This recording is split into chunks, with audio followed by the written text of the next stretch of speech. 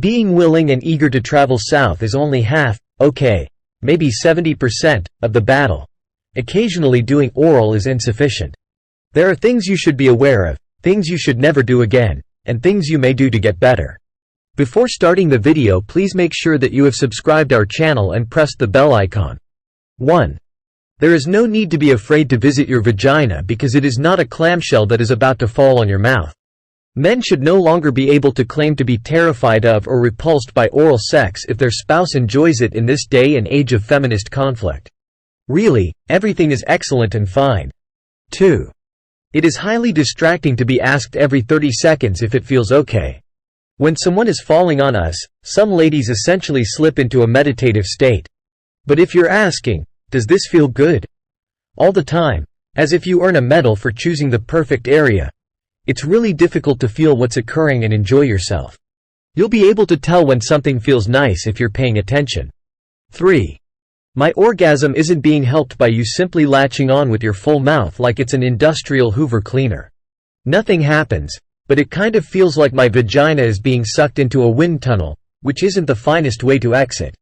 There are a lot of tiny crevices down there, and if you just approach the entire thing like a baseball you want to smack in your mouth, you'll be down there for a very long time for nothing. 4. Wiping your mouth after speaking is not strictly necessary, but it is always courteous to do so. Although there isn't an Emily Post guide to oral sex, the Sex and the City women had a round-table brunch conversation on the same subject, and this would absolutely be included. You wouldn't want your own jizz to be all over your face, would you? I also do not. 5. You can combine things that aren't mouths into oral sex, even if it's named that. Get inventive, buddy, down there. Get some fingers or a toy involved if nothing is occurring after you've been trying it with only your tongue for, say, 10 minutes. Bring in as many players off the bench as you can. 6. We secretly appreciate compliments like, "You taste good," or, "Your vagina is beautiful like a princess." Maybe that's a stretch, but you get the point. The fact that someone's face is right in your most private area makes oral sex somewhat intimate and terrifying. Consider this to be praise foreplay because vaginal insecurity is a real issue, particularly in light of the expectation to always smell like a field of flowers.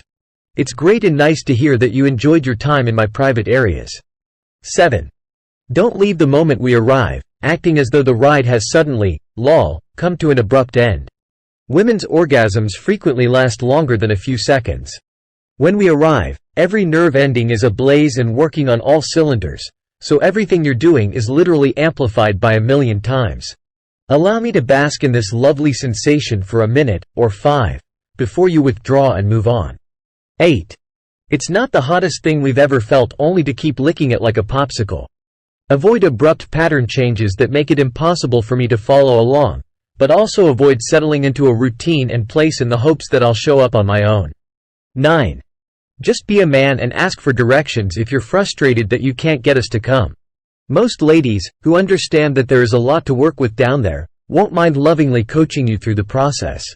We only stand to gain from this. 10. Applying too much pressure makes me feel like I'm riding a strange, wet see-saw rather than seductive. Therefore, consider having oral sex even half as hard as you would jack off. Light pressure is usually preferable than ramming your tongue into my vagina with full force.